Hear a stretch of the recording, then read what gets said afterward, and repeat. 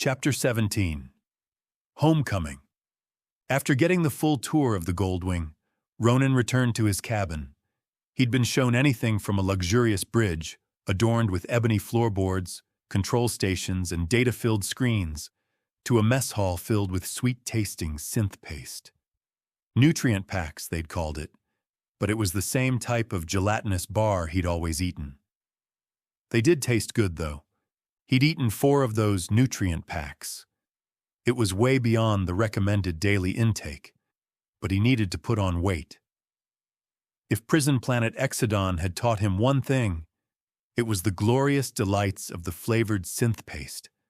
Any taste at this point was better than the bland crap he'd been mining his ass off for over a month now. Currently working on figuring out the touch wall in his cabin, Ronin furiously hammered his fingers onto the various screens. The wall was supposed to turn transparent, letting him view the space outside, but with no working optical implant, these screens had turned out to be quite the obstacle. "Come on, you," he grumbled, clicking and swiping at the lit-up text. "Oh, there we go." New text appeared on the wall, transparent mode activated. The outside view became visible, and he saw a large, black-clouded red planet beneath him.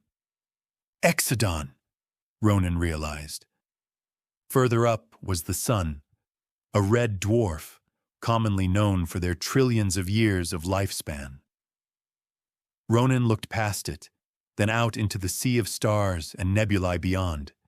His home sector, the Lobar sector, was located on the very edge of the Centaurus arm. This gave him a clear view of the stars representing the Sagittarius arm. Past it, towards the edge of the Milky Way, between the Cygnus and Orion spur, was the heartland of humanity. Sol. I wonder what everyone else is doing out there, Ronin thought. He'd never seen the stars so clearly before. Did his fellow humans in the other systems also have a prison planet? Like Tar? Did they have to work for food like him? Or was it free? Ronin imagined himself being a designer on a grand ship, traveling into strange nebulae, finding new forms of life and technology. He imagined teleporting in between planets with but a thought, then about visiting distant galactic megastructures. I want to see it, he thought. I want to see it all. About 30 hours later, the ship approached Concordia, and Ronin spotted Ironglades. The city tore into the planet like an unhealed gash, so large it was visible from space. The ship flew closer, piercing the smog-filled clouds as the natural light from the sun dimmed. The city looked different now somehow. Ronin noticed several sections of the city looking completely abandoned. Other parts were filled with men in yellow-black uniforms, patrolling the streets. The planetary guard? Why would they be marching around like this? The armed soldiers seemed to be out in full force. Ding! Connection restored. Ronin's implant finally turned back on and a hollow screen popped up. Message from real-world gaming. Due to a lack of further contact, we have installed the virtual reality chamber at a location of our choosing in the designated spaceship factory, Maximus Solutions at District 13, Street 25. Message from Mayor Brunstein. Citywide alert. Citizens are advised to stay indoors due to recent Ruddle outbreaks. The guard is on top of the issue. The situation will be solved shortly. Message from Real World Gaming. Urgent. Confirmation of acceptance of VR installation is required. Ding! Message from Real World Gaming. Urgent. See previous messages. If no response is given, all current contracts will be voided. There was also a slew of other messages as well, including several from his uncle, Simons, and the Academy. Waving away the cluttered holoscreen for now, Ronin got up, then headed for the bridge. He passed a couple of the painted corridors, then entered the room. Confirmed entry, Ronin Maximus, disabling neutralization protocols, said an electronic voice. Ronin breathed out in relief. Good thing they wrote me in as a guest. He could see the captain sitting down, leisurely drinking some sort of black-colored hot drink. "Oh, the man of the hour," the captain said. "What brings you here? Any chance you could land the ship at my place?" Jarsky scratched his beard. If there's space, sure. But wasn't your place destroyed by that attack a month back?" "I work at a place called Maximus Solutions," Ronin said. "It's a spaceship factory. It has a runway, so there should be plenty of room for you to land." "Well, I can't see why not. Let me check in with the boss."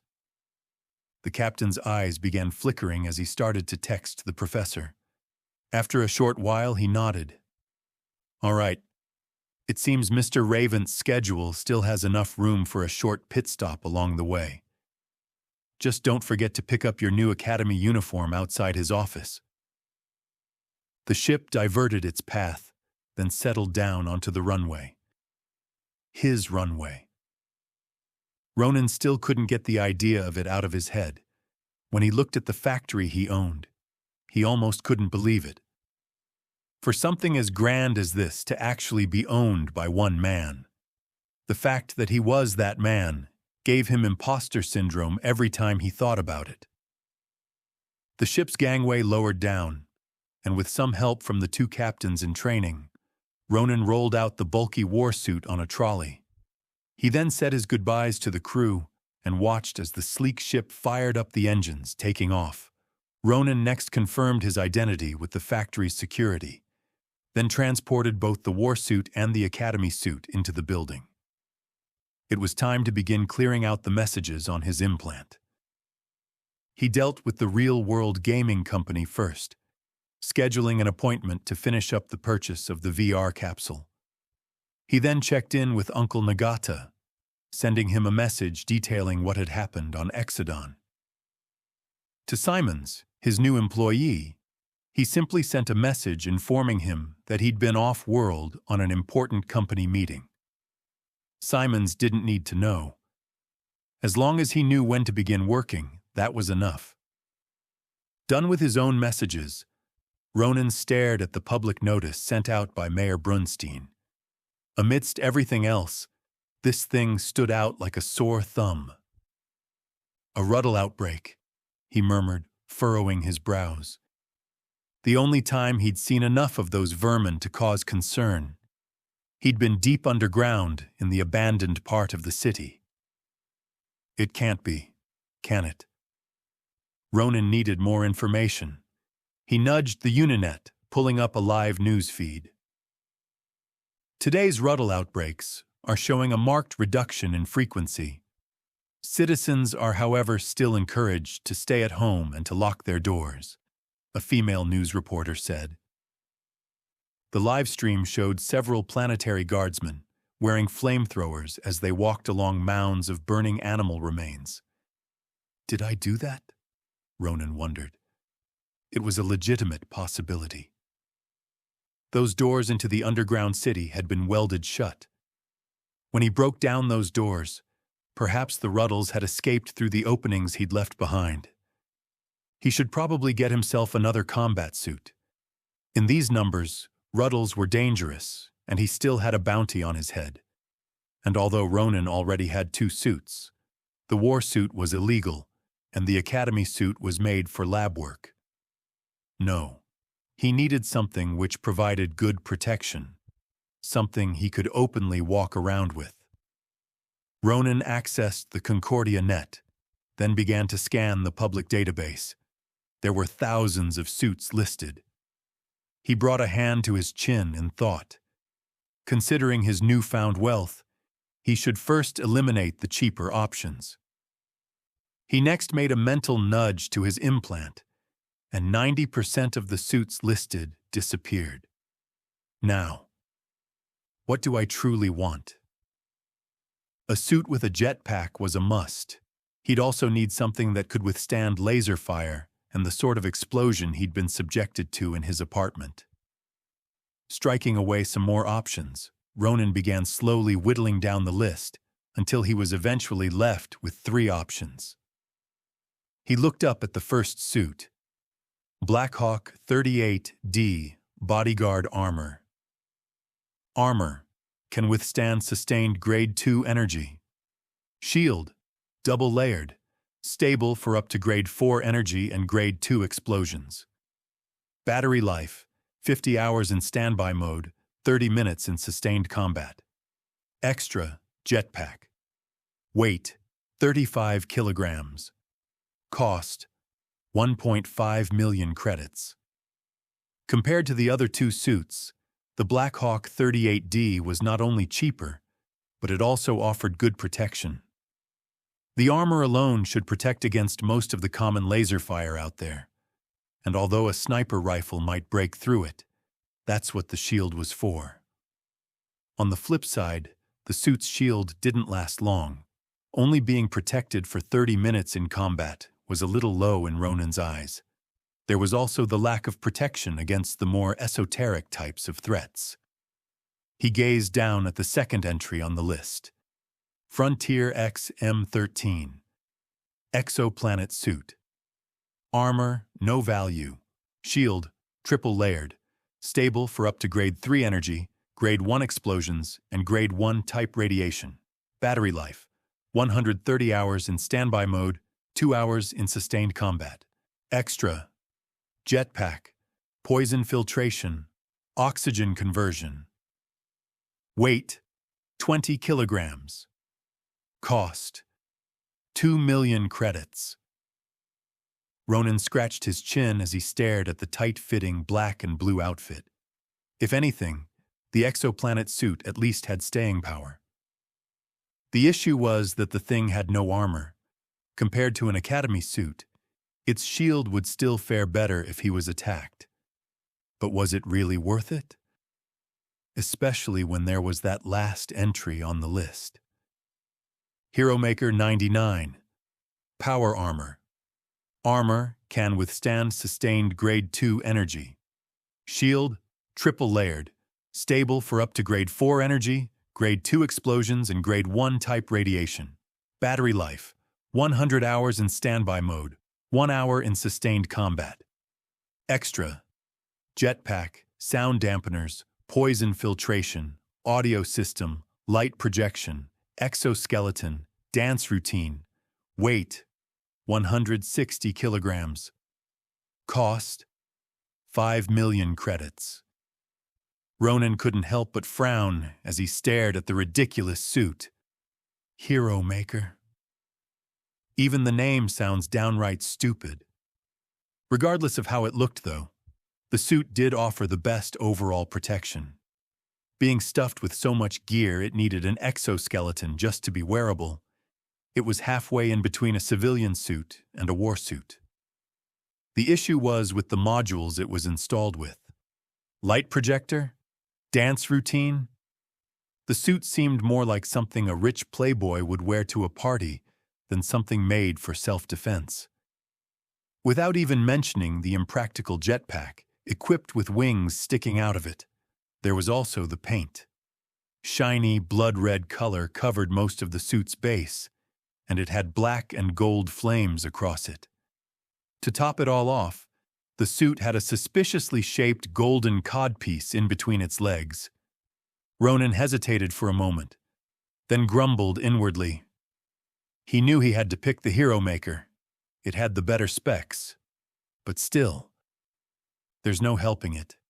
I guess I'll just have to look like a clown for a bit. Confirm purchase of Hero Maker 99? Yes, no. Yes. Now all he had to do was to wait for the delivery. Ronin went back to his messages. There were a lot of things he'd missed from the academy. Silently, he gave himself a mental clap on the back for keeping up with his studies in prison. He could easily catch up to the curriculum with his current courses now, but this latest message: you have hereby been accepted into the Genius Program for Spaceship Design at the Ironglade Space Force Academy. These following courses will now be added to your current curriculum. INF 1003 Introduction to Spacecraft Programming Languages. MAT 233 Partial Differential Equations. PHYWAS 220 Introduction to Materials Science. The list went on. It seemed Ronin's new genius status had come with a few caveats. With that simple message, his academy workload had more than doubled. There were also the instruction manuals for all of the machines he'd have to learn to use in his new factory. Yeah, there were a lot of things to do. After walking around the factory a little, Ronin next ordered some flavored synth paste from one of the nearby delivery companies, then got to work. He started with the new courses on mathematics and physics. The two subjects had become surprisingly easy as time went on. He could clearly remember how he'd struggled in the beginning, but things were different now. For one, he'd gotten faster, much faster. The problems he'd have to think about a bit before were now solved on the spot. Even equations with new concepts were easily solved by reading up on it a little in his mind palace. Can this be a side effect of the Potentia Panorama? Ronin wondered. He thought about how far he'd progressed in prison. From the middle of the third stance in the Calvrachian embrace, he'd reached all the way into the eighth. This technique, from what he could tell, improved every part of his body. His bones had been strengthened, his muscle fibers had been empowered, and his senses had been improved. But why stop there? It stood to reason that his mind also should have changed. In a way, the artifact is as much a blessing as it is a curse, he mused as he gazed down at a differential equation. The hours passed as Ronin sat quietly in a corner, solving equations like no tomorrow. When the live news feed that had been playing in the background shifted, however, he couldn't help but pause. This new segment sounded like it could directly relate to him. Just in, the recently accused Wing Commander Julius denies any involvement. A male news anchor on the holoscreen began. Be it the corruption or the range of unlawful arrests that have recently come to light, he claims complete innocence. With us on the ground, we have reporter Andrea. How are things looking down there? The holoscreen next shifted onto a blonde-haired female reporter. Wearing a navy blue-colored dress, she had a large badge across her chest, which spelled out the word "Press" in white letters. Behind her was a large gray building with a logo of two lasguns crossing barrels. As you can see, the female reporter called Andrea said, "Right behind me is the western headquarters of the Planetary Guard. If you look at the area that's been cleared out, you can see the commander." She moved to the side, revealing a large crowd surrounding a disheveled man being dragged across the street. His yellow uniform, adorned with numerous medals, was next stripped off as members of the crowd began to spit on him. The female reporter hurried over, shuffling in between the crowd before extending a datapad to the man. "Wing Commander Julius, how do you respond to the recent allegations?" she asked. "What do you think this will do to the public's trust in the Planetary Guard? Do you have anything to say for yourself, sir?" The man quickly looked at the reporter, his eyes desperate. "There was nothing unlawful about those arrests I made." The wing commander's voice was hoarse and sounded bitter. "We all do it. We've all done it for as long as I can remember. If someone pays you to put some low life in prison, that's just what you do. This is not against the law. This is common practice." The holoscreen abruptly cut back to the newsroom, silencing the man before he could say more. "It seems we're experiencing a bit of a technical malfunction," one of the news anchors said. "We might not hear from Andrea for a while." "Yes," the other news anchor followed up. "You will have to excuse us. But while we wait for the technical issue to be solved, here we have Mayor Brunstein giving the Medal of Honor to Guardsman Harold. As he eyed the fake theatrics playing out on the holoscreen, Ronin couldn't help but let out a dark chuckle. Seems this wing commander Julius revealed a little more than he should.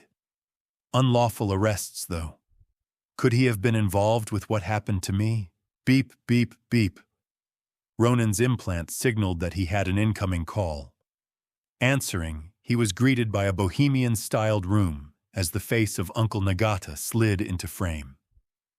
The man's long black hair seemed greasy now, and he had circles under his eyes. "Did you see, Ronin? We got him! Wait! What happened to your face?" "Exodon happened." Ronin grunted. "But you don't look too well yourself either." "I look this way because of you, you fool. And though I do admit my complexion is a bit ruffled, you look like the living dead." "Wait a second." Ronin frowned. "What do you mean you look like this because of me?" "Who do you think got you out of prison?" Nagata asked, revealing a downcast expression. "Oh, the things I had to do." "If you indeed helped, thank you," Ronin replied, bowing his head. "But what did you mean when you said that we've got him? Are you talking about the guy from the news? This wing commander Julius?" "Yes, that's him. Didn't you read my message on it?" "Hang on." Ronin nudged his implant, then pulled up Nagata's message. Quickly scanning the attached document, he spotted an illegal transfer order with his name on it. He also spotted Wing Commander Julius's signature. It seemed this was what had gotten him shipped off to Exodon. So it really was this Julius guy after all. A shame. I should have dealt with him myself. "You see it, right?" Nagata questioned through the holoscreen. "I found out what he did deep in the Planetary Guard's internal database. After framing you, he tried to hide it, but he slipped up. My only regret is that I couldn't find out as to why he framed you." "I believe I can help with that," Ronin said. "You see, in prison, I did a little investigating of my own. The wing commander probably got paid by a guy called Spectre, also known as Ghost Butcher. This Spectre guy apparently also has a henchman called Argus working for him. Have you heard of them?" Nagata's face made an abrupt shift, turning grave. "You're not pulling my leg, are you? Don't tell me you've been to District 101? His tone now was completely different.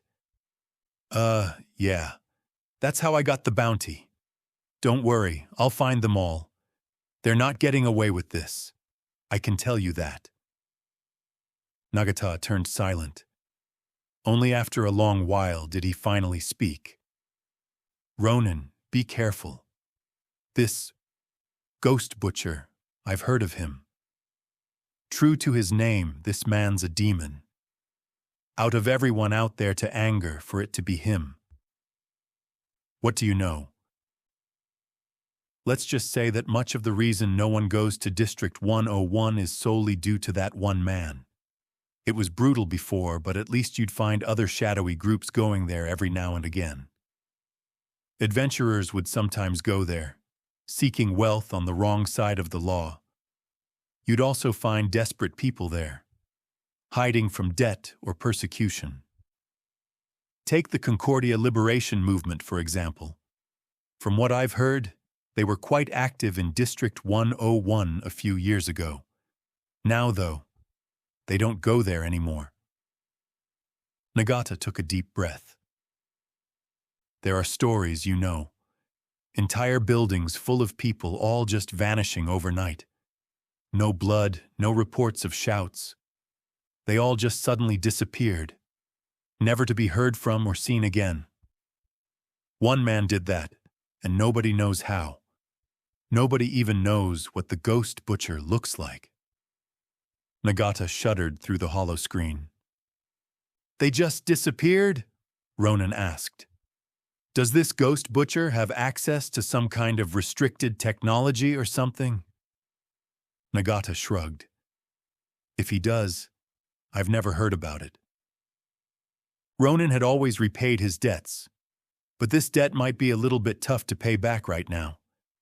Nevertheless, he'd made a promise to himself. He rose up, stretched, then gave his uncle a firm nod. Thanks for the info, but his danger level doesn't matter. He put a bounty on me, uncle. Heck, he still has a bounty on me. There's no way I can let that go. Nagata sighed. All right, I'll see if I can find something on Argus. If you want a chance at finding the Ghost Butcher, your best bet would probably be by finding Argus first. And Ronin, make sure to eat, all right?